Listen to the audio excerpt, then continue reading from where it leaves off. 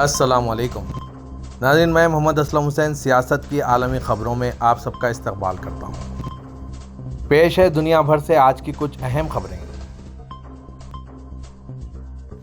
ماضی کی روایت سے ہٹ کر غلاف کعبہ کی تبدیلی کی تقریب ہفتے کو نئے اسلامی سال 1444 کے پہلے دن منعقد ہوئی۔ عرب نیوز کے مطابق اس سے قبل کئی دہائیوں سے غلاف کعبہ یعنی کسوہ ہر سال حج کے دوران 9 ذی الحجہ کی صبح کو حجاج کے میدان عرفات روانہ ہونے کے بعد تبدیل کیا جاتا تھا۔ گزشتہ ماہ حرمین شریفین کی انتظامیہ نے روایت کی تبدیلی کے حوالے سے اعلان کیا تھا کہ غلاف کعبہ تبدیل کرنے کی سالانہ تقریب یکم محرم کو منعقد ہوگی۔ حرمین شریفین انتظامیہ کے سربراہ اعلیٰ شیخ ڈاکٹر عبدالرحمن السدیس نے کہا تھا کہ شاہی فیصلے کے تحت تبدیلی پر عمل درآمد کیا گیا ہے۔ سعودی پریس ایجنسی کے مطابق کسوے کی تبدیلی شیخ السدیس کی سربراہی میں شاہ عبدالعزیز کمپلیکس کے 200 افراد پر مشتمل تکنیکی عملے نے کی ہے۔ نیا غلاف کعبہ 4 برابر پٹیوں اور ستار الباب پر مشتمل ہے۔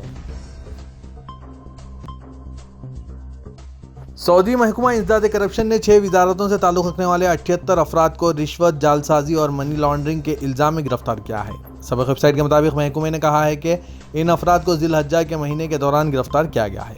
محکمے نے بتایا کہ یہ کیسز میں 116 افراد سے تفتیش ہوئی ہے، جبکہ گرفتار شدگان میں سے بعض افراد کو ضمانت پر رہا کیا گیا ہے۔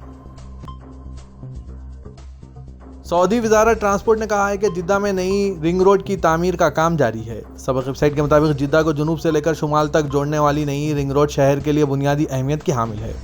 وزارت نے کہا ہے کہ نئی رنگ روڈ کی اعلیٰ معیارات پر تعمیر وزارت کی اولین ترجیح ہے، جس کے باعث شہر میں ٹریفک بھیڑ کم ہوگی، نیز ٹرکوں اور بڑی گاڑیوں کے لیے متبادل اور آسان راستہ فراہم کریں گی۔ وزارت نے کہا کہ نئی رنگ روڈ 2 طرفہ ہوگی اور ہر سمت میں 4 ٹریک ہوں گے۔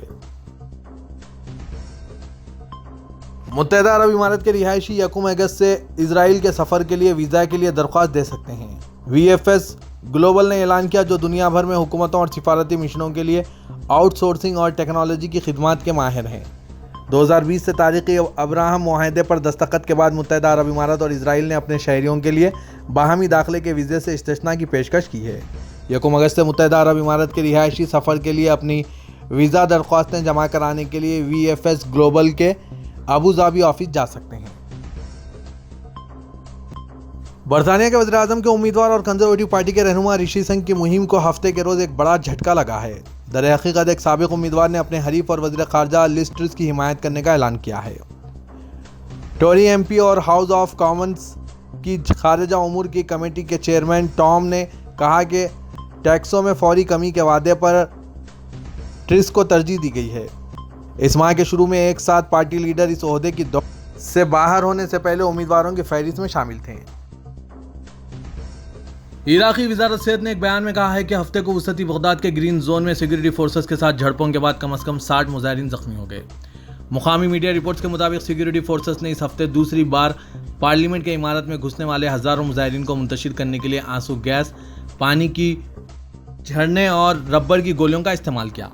عراقی خبر رساں ایجنسی کی خبر کے مطابق طاقتور عراقی عالی مقتدی صدر کے حامی ہفتے کے روز دارالحکومت کے تحریر اسکوائر پر جمع ہوئے اور عراق کے نئے وزیر اعظم کے طور پر محمد السودانی کی نامزدگی کے خلاف احتجاج درج کیا۔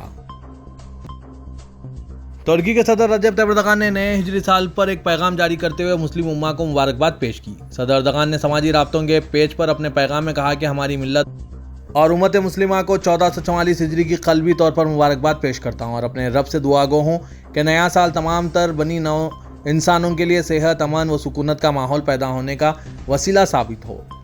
نیا ہجری سال سب کو مبارک ہو۔ اردوغان نے اپنے پیغام میں خانہ کعبہ کی تصویر کو بھی جگہ دی۔ روس کی جیل میں بند 50 سے زائد یوکرینی قیدی میزائل حملے میں ہلاک ہو گئے ہیں، جس کا الزام ماسکو نے یوکرین پر عائد کیا ہے۔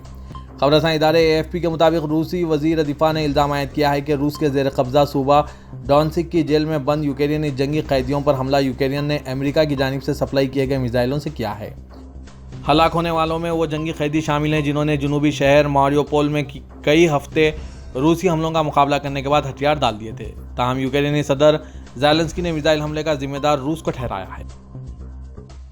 شری لنکا کی پولیس نے صدارتی محل سے پرچم چرانے والے ایک شخص کو گرفتار کر لیا ہے۔ فرانسیسی خبر رساں ادارے AFP نے شری لنکا کی پولیس کے حوالے سے بتایا ہے کہ گرفتار ہوئے شخص ٹریڈ یونین لیڈر ہے جو ان پرچموں کو بیڈ شیٹ اور دھوتی کے طور پر استعمال کر رہا تھا۔ واضح کہ رواں ماہ کے آغاز میں بدترین معاشی بحران کے خلاف احتجاج کرنے والے سری لنکا کے ہزاروں افراد نے صدر گوٹابایا راجا پاکسا کی رہائش گاہ پر دھاوا بول دیا تھا۔ اس کے بعد سری لنکن صدر کو ملک سے فرار ہونا پڑا تھا اور انہوں نے اپنے عہدے سے بھی استعفیٰ دے دیا تھا۔ ایک پولیس آفیسر نے AFP کو بتایا کہ اس شخص کو جمعے کی رات اس وقت گرفتار کیا گیا جب ایک سوشل میڈیا پوسٹ میں سرکاری صدارتی پرچموں کو بیڈ شیٹ اور دھوتی کے طور پر استعمال کرتے ہوئے دیکھا گیا۔ پاکستان کے شہر اسلام آباد کی مقامی عدالت نے عمران خان کی 10 مقدمات میں ضمانت منظور کر لی ہے، جبکہ بغاوت کے مقدمے میں بھی سابق وزیر اعظم پاکستان کو عبوری ضمانت دے دی گئی ہے۔ ہفتے کو سابق وزیر اعظم عمران خان کے وکیل بابر ایوان نے حاضری سے استثناء کی درخواست دی تھی، تاہم بعد ازاں تحریک انصاف کے چیئرمین مقامی عدالت میں پیش ہوئے۔ سابق وزیر اعظم عمران خان پر مئی میں لانگ مارچ کے دوران توڑ پھوڑ کرنے، سرکاری املاک کو نقصان پہنچانے اور بغاوت کے مقدمات درج کیے گئے تھے۔ عدالت نے سابق وزیر اعظم عمران خان کی 5,000 روپے متعلقوں کے عوض 10 مقدمات میں ضمانت منظور کی، جبکہ تھانے کوہسار میں درج مقدمے میں عمران خان کی سپٹمبر کے پہلے ہفتے تک عبوری ضمانت منظور کی۔ پاکستان میں مانسون کی بارش نے 2 دنوں میں 19 افراد کی جان لے لی ہے۔ ملک کے مختلف علاقوں میں مانسون بارشوں کے طوفانی اسپیل اور سیلاب نے تباہی مچا دی ہے۔ بلوچستان اور پنجاب کے کئی علاقوں سے ہزاروں افراد متاثر ہوئے ہیں، فصلیں تباہ ہو گئی ہے، بستیاں اجڑ گئی۔ بلوچستان میں بارشیں اور سیلاب نے ہر طرف تباہی مچائی۔ سیلابی ریلے سے کئی فٹ ریلوے ٹریک بہہ گیا۔ پاک ایران ٹرین سروس معطل جب ندی میں پھنسے 3 افراد کو بچا لیا گیا۔ پاک فوج کا متاثرہ علاقوں میں ریلیف آپریشن جاری ہے۔